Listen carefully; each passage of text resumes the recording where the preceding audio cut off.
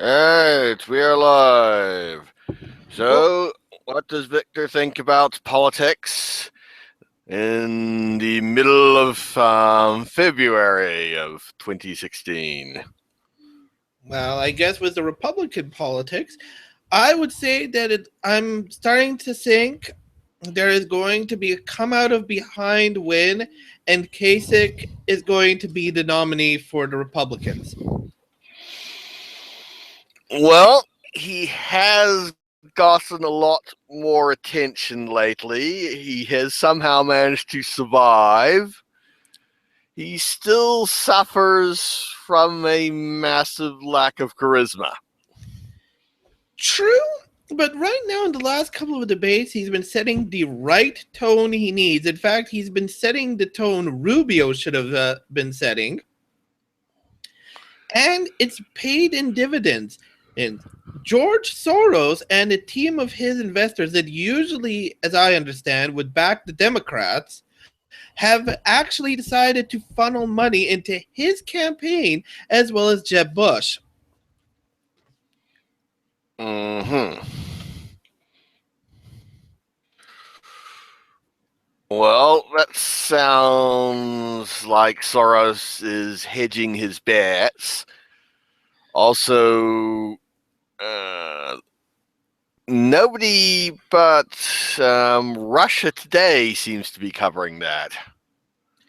Now, there's been other small news organizations that have been covering it too, but the thing and also I believe George Soros even made a quick statement on it. I haven't actually seen the statement myself, but no, I hate to say it. Part of the reason it hasn't made really big news is that and I know this is kind of hitting the idea of liberal media, but it's an actual huge blow to the democratic efforts. And also, the right wing doesn't want to talk much about it because George Soros is connected to 101 conspiracies of fun. Yes, he is the current international banker du jour that everybody hates and or describes as the person attempting to bring about a one world government, UN dominance, black helicopters, 9/11, something awful is going to happen, and he's behind it. Yes.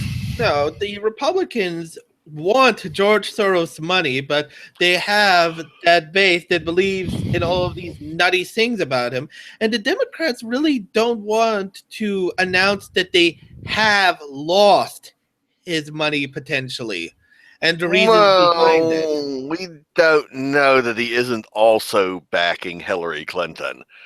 I mean, I'm pretty sure he's not backing Bernie Sanders, but Well, he may. as I understand, up to recently, he was backing Hillary Clinton. But yes, now either he's hedging his bets or he's basically abandoned the Democrats. Yeah, difficult to say. But he Well, did make some interesting choices. The Jeb Bush campaign, I'm not sure uh, if he's trying to back Jeb to potentially win or just well, that goes buying into influence. well, in my opinion, and this is my personal theory on what's happened, is for a while it looked like the Jeb Bush campaign was going to call it quits. And part of the reason why Jeb Bush was still in the race was just to cover his campaign debts and fundraising so he could go out on a balanced book, you could say. And I think Soros covered it.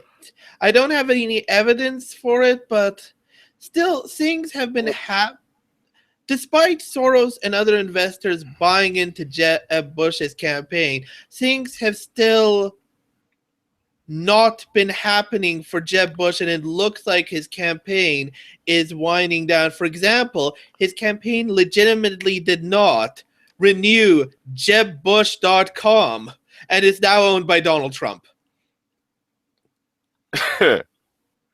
Okay. Well, in that case, that'll be a pure influence buy where he's just helping out the Bush family and allies in return for them doing something. Which I think is going to be after, I think Jeb Bush is going to drop out, I think, either after South Carolina or Nevada, and he's going to endorse Kasich.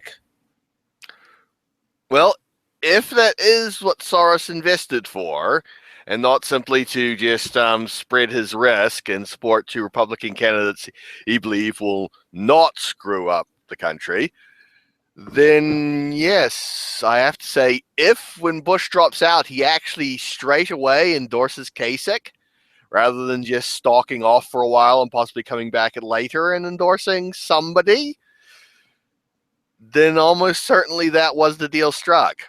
Well, and there's also other dimension to it too.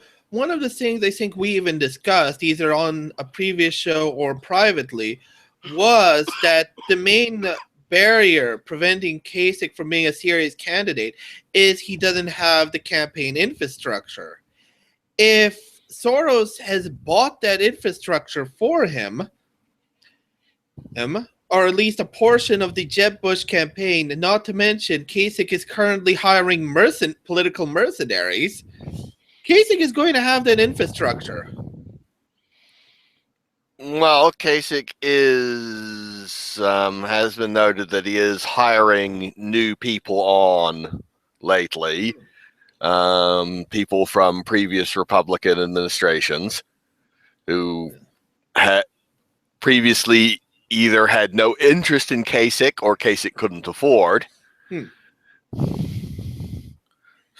So possibly, I mean, that would be a big play by Soros. Mind you, Soros isn't exactly not known for doing big plays, but pushing Kasich, I mean, even though Kasich has had a good period for the past few weeks, he previously was not really seen as a major player. He was sort of bottom of the field that was managing to survive. Well, I think, and continuing on with my theorizing, I think this was originally supposed to be planned for Marco Rubio. However, Rubio, one, has been kind of imploding his own campaign lately with a continued series of gaffes. Like just a couple of days ago, his campaign accidentally rolled footage of Vancouver in an ad claiming it was America. Well, using generic stock footage in your ads has caught out a number of political candidates. Yes. But the other thing is I think part of the problem reason this hasn't happened before is I think just the animosity and bad blood that has developed between Bush and Rubio has gotten to the point where Bush probably wasn't willing to endorse Rubio, or at least drop out if it meant Rubio was going to get the support.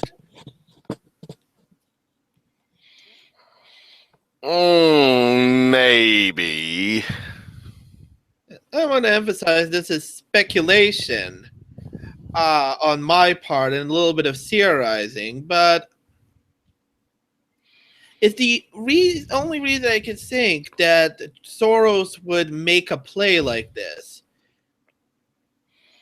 Because the previous logic by most politicos, and well, I shouldn't say most politicos, but some politicos and going on in this, was that the Jeb Bush was going to drop, and he was probably going to either at some point throw his support behind Marco Rubio, or that support would just go to Marco Rubio, and Rubio would become the establishment candidate.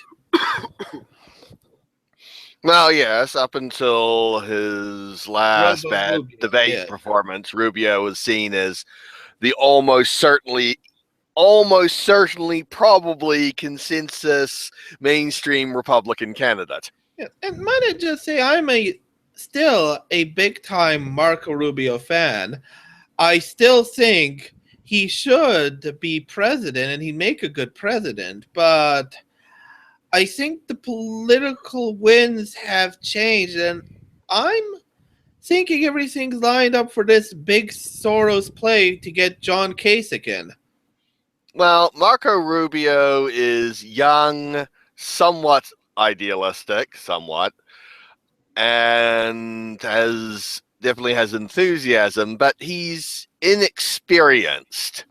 Yeah. And it looks like he's not too good at dealing with taking real political body blows and coming back from them yet. He still has a chance to turn this around, and he's definitely more charismatic than Kasich. Overall, I'd say Kasich is, as a more experienced man who's actually done things both on foreign policy and domestic politics, would probably be a more effective president than Rubio would. However, Rubio does tend to have a greater grasp, possibly due to his youth, on what's going on with the world of technology, the internet. Yeah. So overall, he would probably be a better choice than most of the other candidates. But actually, I'd have to say my favorite out of all the existing candidates is Kasich. I just still have difficulty believing he can actually win a presidential election. Well, I don't know. I think if he continues with the debate performances he's been putting out, and with the funding and organization he seems to be putting together, I think he can do it. And then there's the other dimension of this, is that it's been mentioned before, I think, but there's something systemically wrong with the Hillary Clinton campaign at the moment. Well, that's the thing. I mean, right now, even with all this going on and all the attention on the Republicans, she is still the odds-on winner. She is, but still things have been happening, like Bloomberg trying to get into the race, or setting up his exploratory committee for getting into the race, which is really odd for him to do. And just the continued stuff with Hillary Clinton's emails, and now with Soros, if not abandoning her, at least hedging his bets suddenly. Something is wrong in Clinton land that the rest of us aren't quite aware of. I'd say people had inside information that a federal prosecution is going to happen, but I think the chance of the Obama administration allowing a federal prosecution of Hillary Clinton before the election is almost nil. Yeah, I was thinking that too, but I know, the current gaffes the Clinton campaign are causing, with for example, Madeleine Albright, and effectively splitting the feminist community between Sanders and Hillary. No, you can't guarantee that the Clinton campaign had any veto over exactly what she said. What she said was sort of seemed to be an extemporaneous comment at the end of a speech that, all women who didn't support Hillary would go to hell. Oh, yes. But still, these gaffes that Hillary's been putting out aren't enough to have caused this move by Soros, and for that matter, Bloomberg. And as we said, only crazy hardcore Republican or people on 8chan polls seriously believe that there's going to be a federal prosecution on Hillary Clinton, but this is really smelling like something is going on the rest of us don't know. And people like Soros and or people on the inside aren't that confident that Hillary is going to be able to keep it under wraps. Well, the thing is, she has accepted a lot of Wall Street money, and effectively, both Bloomberg, especially, and Soros are creatures of the financial community. Yeah. So, if anybody has an inside track on the Hillary campaign, it would be them. Yeah. Mind you, Bloomberg has largely pulled back from his ambitions to run a presidential campaign. Not exactly. The exploratory committee is still, as I understand it, still doing its work. He's just not stumping for himself and making speeches, and he's running out of time to actually do it. But he's made sure the window is open for him to jump in. Yeah, but he's going to need to jump pretty soon. Yes, he would. But this move by Soros came pretty recently, too. No, I must admit, Soros is... This was a surprise that Soros did this. Yeah. Like, in a way, backing Kasich from an ideological point of view for Soros makes sense. But even hedging his bets from the Clinton camp is odd. Bloomberg's move has been pretty odd.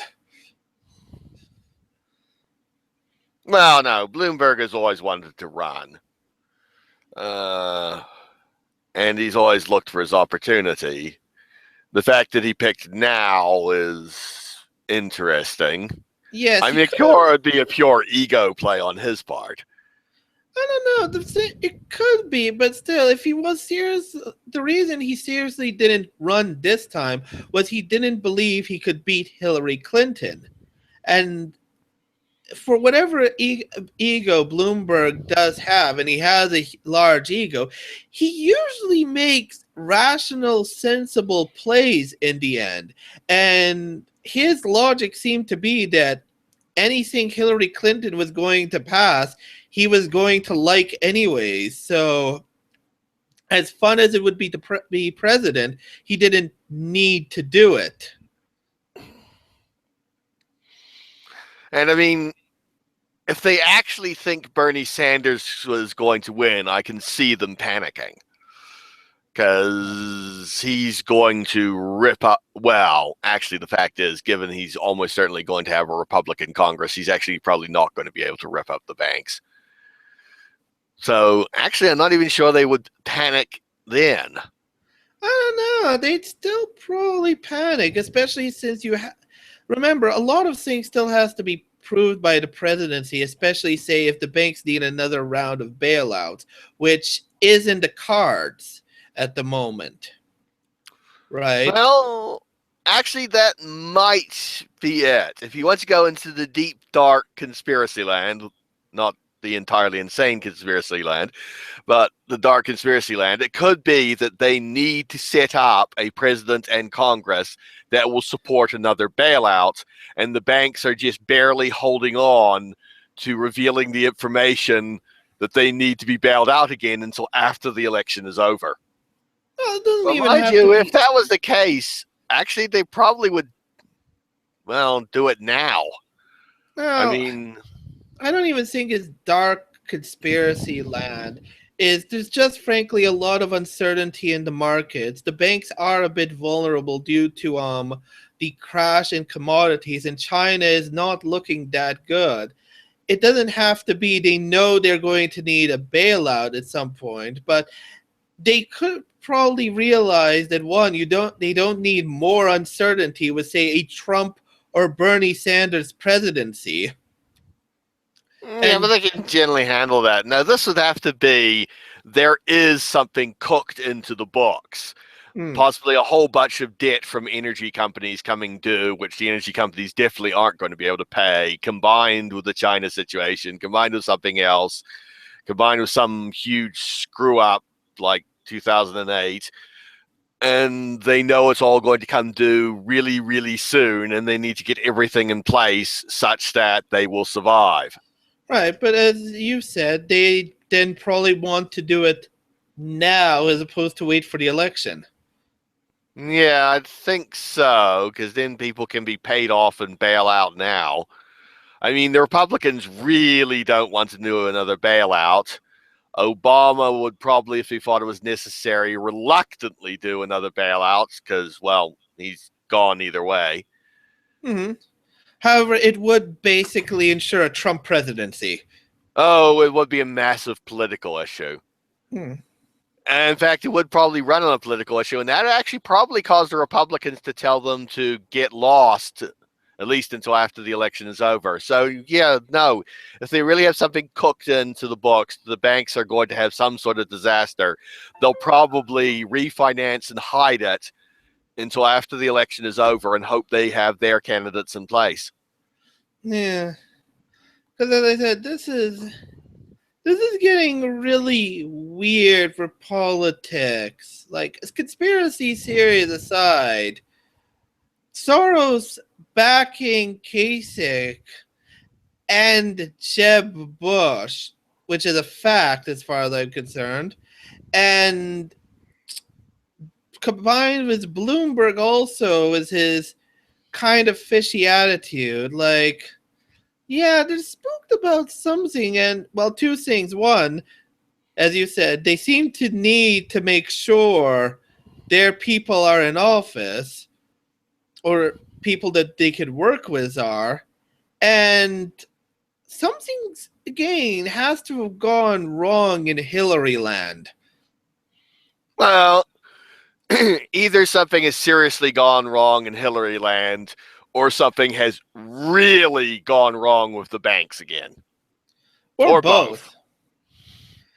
It doesn't even necessarily have to be the emails. There is currently a rumor going around that Hillary Clinton's health is actually failing. Oh, there's always that rumor. Oh, Look, yes, I know. pretty much any candidate over 50 gets that rumor when they're leading one of the parties. That's true, but at the same time, she currently is on video of her going into like a 5-minute coughing fit when she was trying to do a speech. Yes, but she's been giving so many speeches lately that something like that was almost certainly going to happen at one of Yes. them.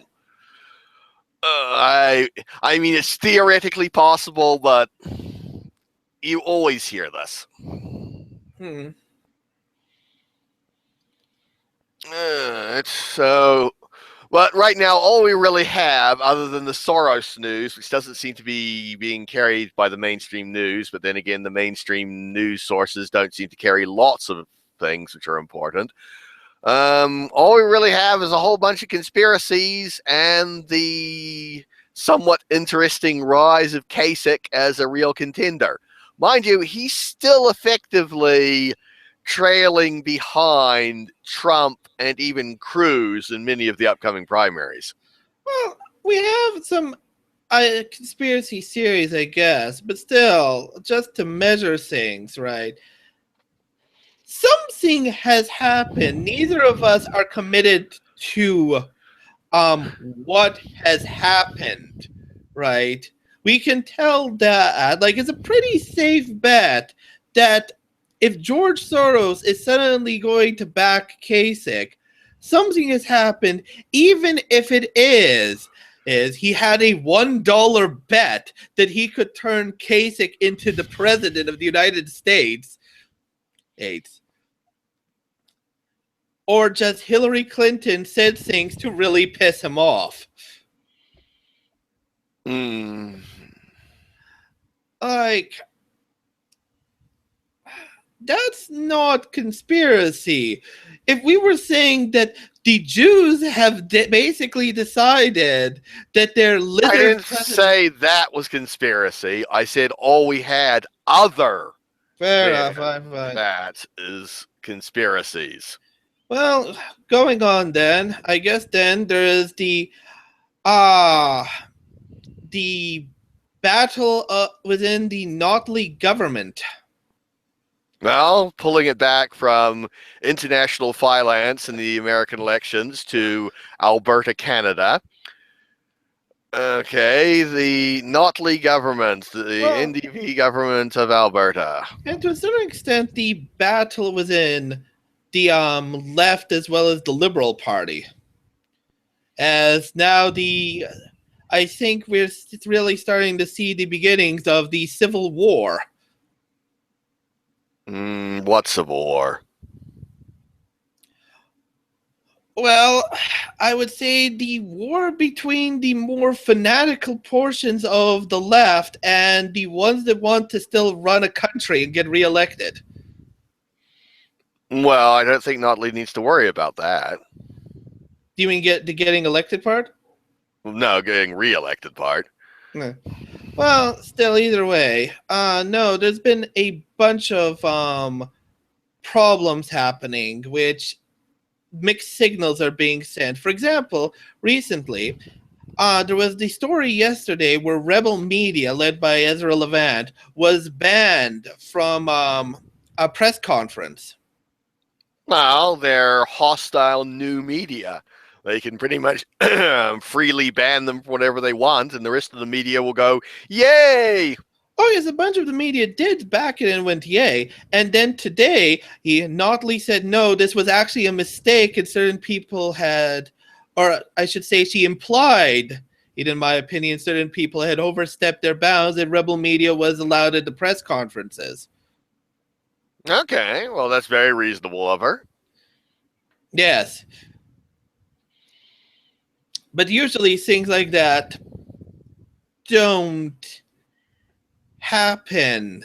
Then there's the asshole stuff that's been coming out of the Liberal government in British Columbia.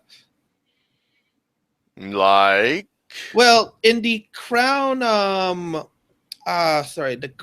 the Crown speech, or whatever they call the throne speech of the Premier Dara Clarkson, she basically criticized the Alberta government and said that Alberta was basically essentially the model of how not to run the province. She's criticizing Notley's government.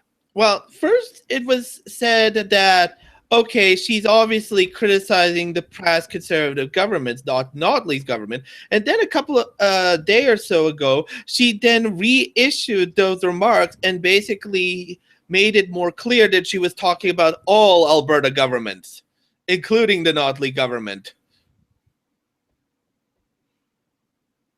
Okay, so she's saying there's something inherent about Alberta? That's what she seems to be implying at this point.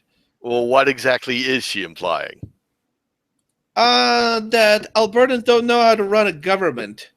Could get the exact wording of her statement. Yes, this sounds rather vague.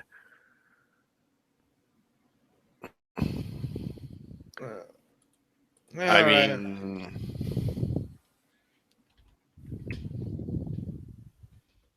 for a while, BC, with its larger population and sort of larger in many ways economy, has sort of been a little put out that it has been overshadowed in the West by Alberta and all its wonderful oil wealth. And now that Alberta's down on its luck, I guess BC is feeling better about itself, relatively speaking, to Alberta. Yes, and they effectively now have the Vancouver Deadpool money stimulus fund. Yeah, I don't think that's anything substantial. I can't find the more recent statement she made.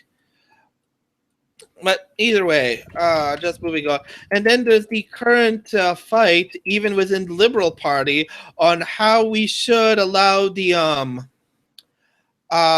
Canada East pipeline, which has already been built, to start sending the oil to Ontario, and even whispers of the Liberals really trying to push that as soon as possible.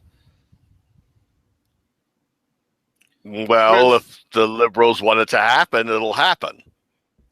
Except there's another portion, and a lot of their supporters that want that pipeline to be dead no matter what, because all pipelines are the devil. Well, then either the Liberals are backing it or they're not. Yes, but my point is there's a surprising level of disunity suddenly in the liberal government. Well, I guess the Liberal government isn't that surprising at the moment, but more in the NDP government, where people have, whereas things like the banning and then reissuing of rebel media.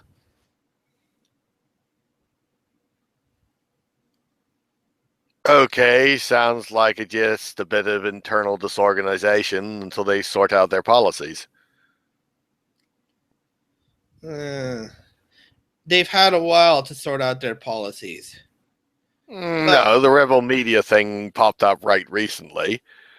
And obviously somebody took exception to them and tried to ban them. Then they realized the optics on that were really, really bad. And it's not like rebel media could do, well, in many ways, they probably could do more damage and run more stories if they were banned. I don't know. Look, generally, there's a portion of the Notley government and the for that matter, even the Liberal government that want to make the country work as they see it, and don't, and basically want to do what needs to be done and have certain ideals that is conflicting with the super censorship sensitive environmentalist crazy feminist portion of the left that now wants their policies implemented. Well, let's be fair here. The fact is, this happens with every party. The problem is the current Notley governments and Liberals are both relatively new to power, and they're more disorganized than previous parties in power, so it's a little more visible as they fight over what they're going to do. But this sort of fight happens in any party in power.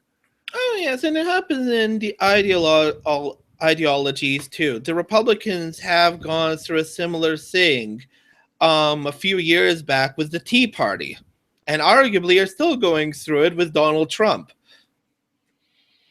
Yes, this is factions within every party. When it comes to the American primary system, they erupt to the forefront because that's when the factions get to attempt to push their candidates to the front.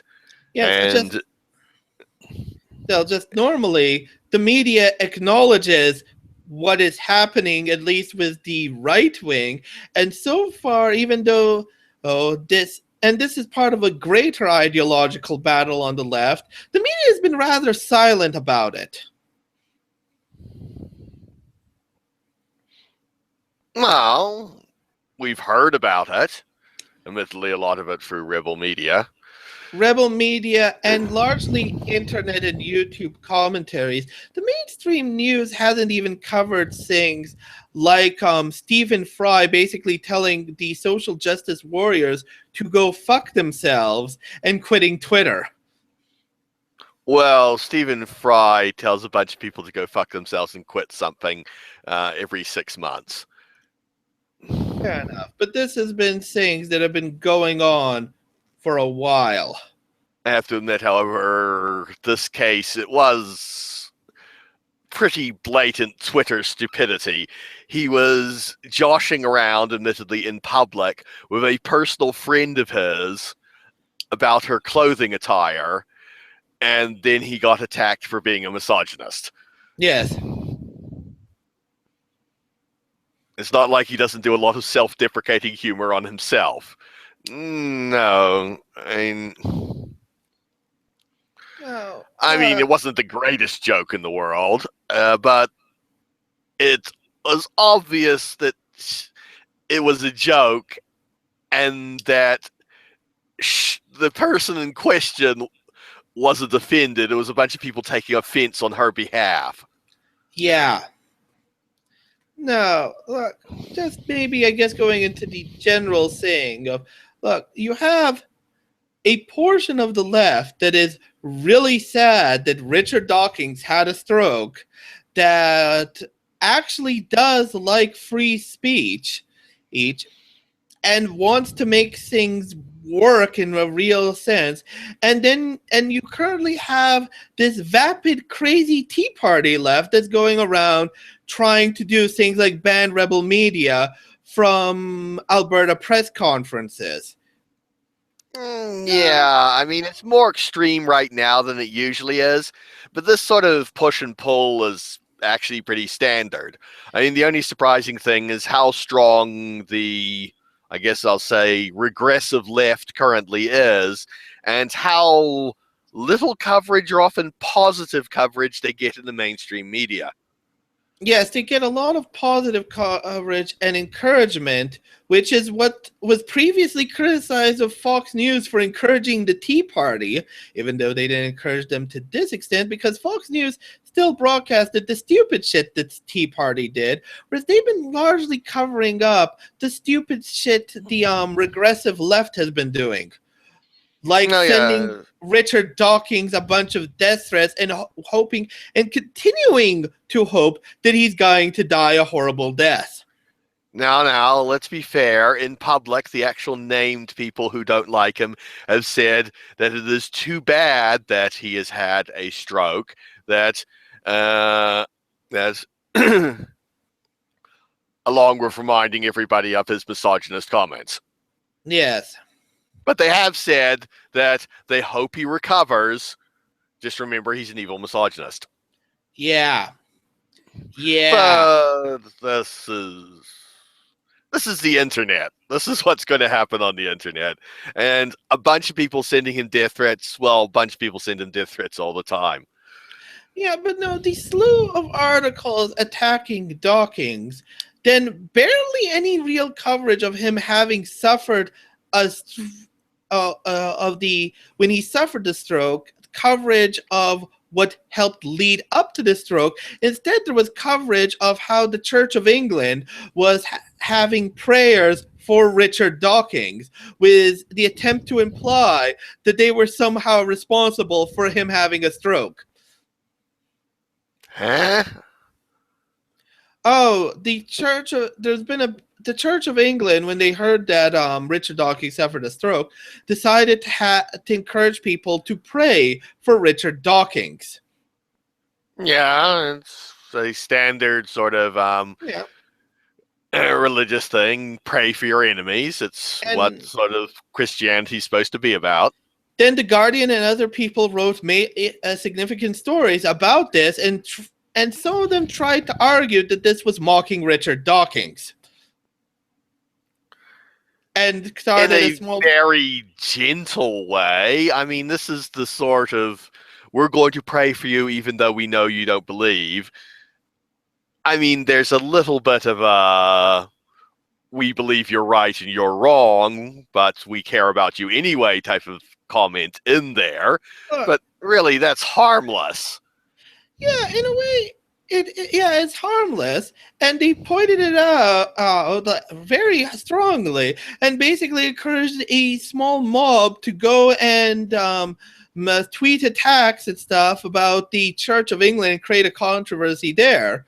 And that's the thing, the Church of England did maybe a minor ironic thing, but probably actually in good faith, because Dawkins does have a few friends, I believe, with people in the Church of England and the Catholic Church, surprisingly.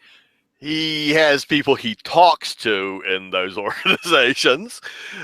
They're not always terribly happy with him and what he says, but Yes, I mean, in the intellectual community, and there are members of the churches in the English intellectual community, yes, they do talk to each other. Yes, but it's you have two groups of people: the Church of England wanting to pray for Dawkins, and other people saying at best, "Well, we hope he recovers, but he's an evil, horrific misogynist who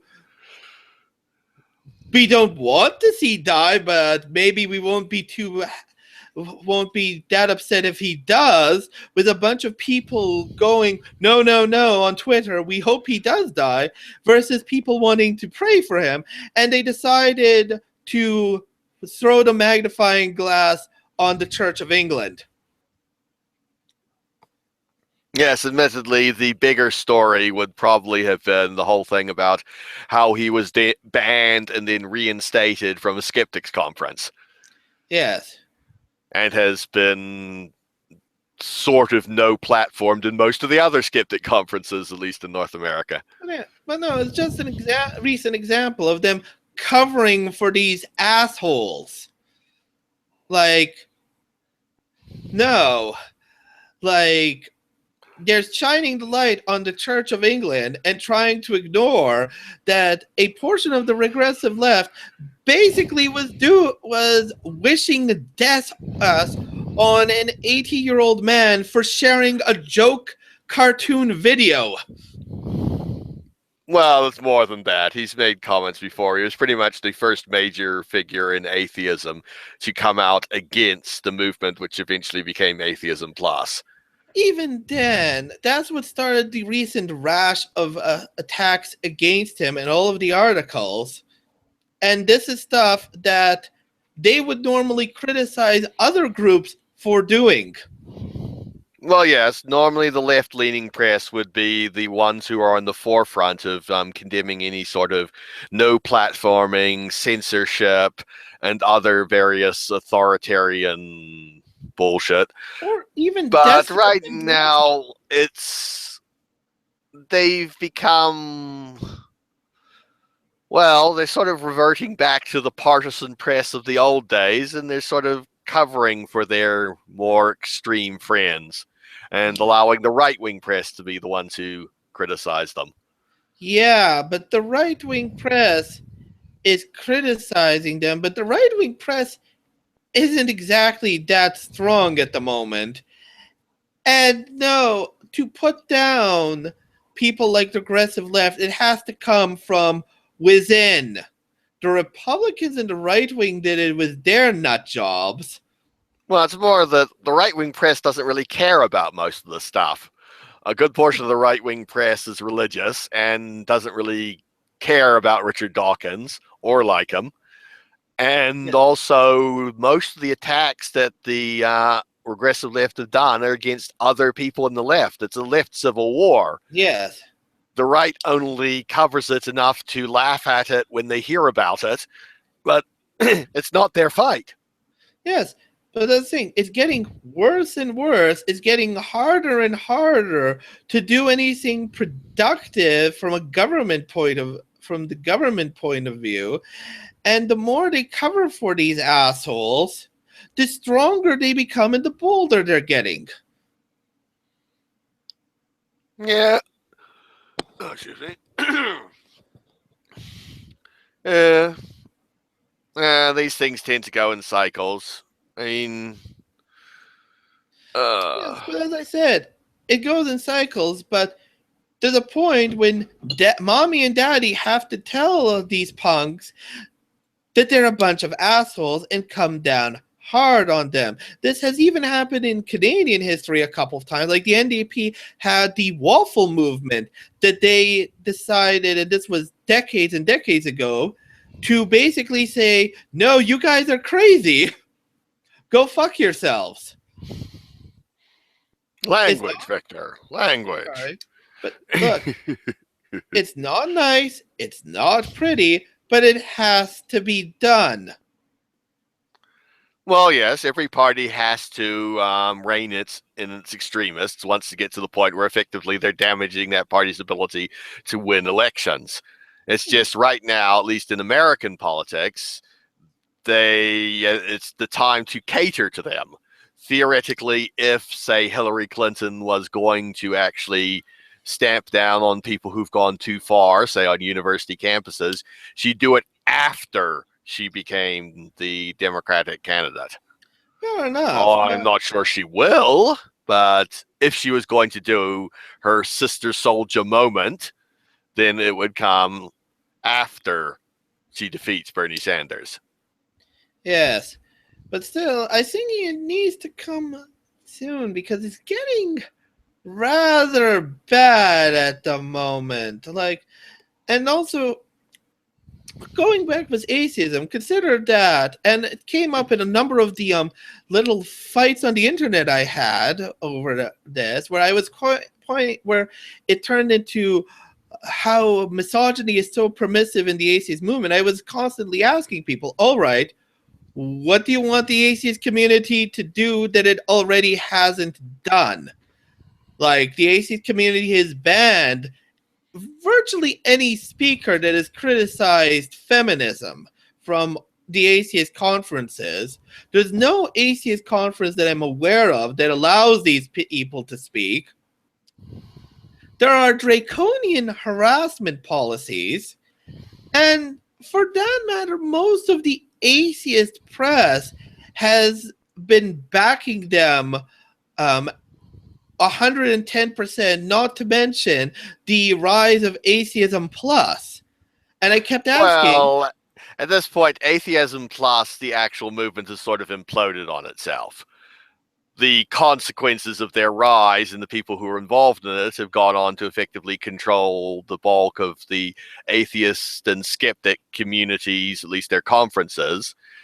But, I mean, the main resistance, and it's still possibly the most well-known and popular part of the atheism/skeptic community, is the YouTubers and the big figures. People still know more, who pay attention, know more about Richard Dawkins than they do about pretty much any other figure left alive.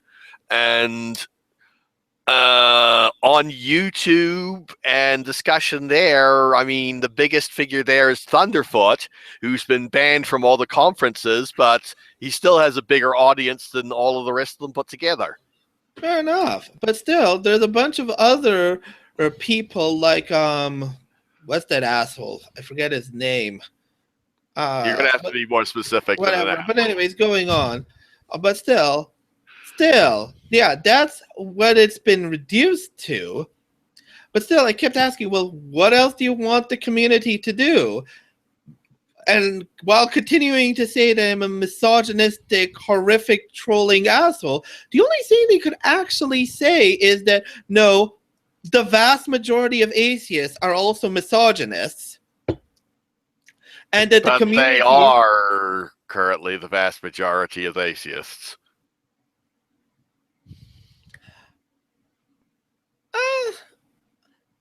You could argue that. But my counter argument to it was basically virtually all of the conferences have put in all of these policies and speaking regulations, and they still get attendance, and no competitor con has come up that I'm aware of. But still, and they don't have any statistics to say that the majority of atheists are misogynists. But either way, one, they all have to, the majority of them have to be misogynists, and that the atheist community just needs to do the same things it's doing, but even harder than before, with people even suggesting that a person's entire internet history needs to be audited. Before they can speak? No, before they're allowed to attend. Okay. Well, this sounds like people you're arguing on the internet, so that doesn't really matter. With the internet. In a way, it doesn't matter, but it shows how fanatical some of these people have gotten, like, or how outside of reality and even trolling. Because honestly, the atheist community is freaking small. It doesn't really matter or have that much influence.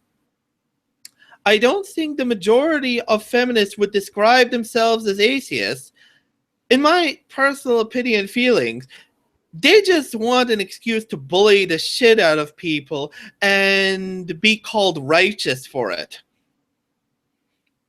No, there's a fair number of people who want to do what they want to do and be able to feel good about it.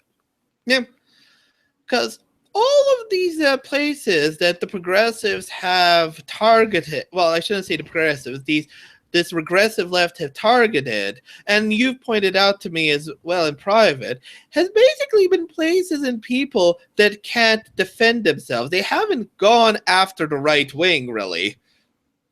Oh, they've rhetorically gone after the right wing, but Yeah. yes, the vast bulk of their attacks have been against other people who are basically at least identify as left and aren't really capable of defending themselves or Yes. aren't willing to defend themselves Yes.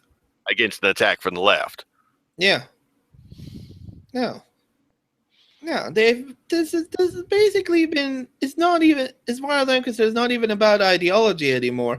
It's basically this stupid mob has been given a license to bully the shit out of people. Yes, and nobody's really calling them on it. Yeah, no one's calling them on it or standing up to these guys. No, that was the thing. I mean, the whole Gamergate thing was the first time an actual community of left identifying slightly marginalized people decided to turn around and bite them. Yeah. Because effectively all the atheism and skeptic community did was the people who disagreed formed the slime pit forum and went off to talk to themselves and really did nothing to fight the takeover of all of their conferences. And the book publishing community, well, there's the Sad and Rabid Puppies, and what they've done is organize a campaign to vote for somebody else for the Hugos, but otherwise the publishing industry largely folded. The comic book industry folded. Even a good portion of Hollywood sort of folded. Yeah. And yeah, they're not prepared to fight against an attack from the left. Yeah, no, like they have gotten pretty much everything outside of maybe in the gaming community. Even in universities, they've gotten what they want. Oh yeah, I forgot about the universities. Yes, a huge number of university administrations have just folded. I mean, it's largely only affected the humanities, and the STEM fields are largely ignoring it and continuing on.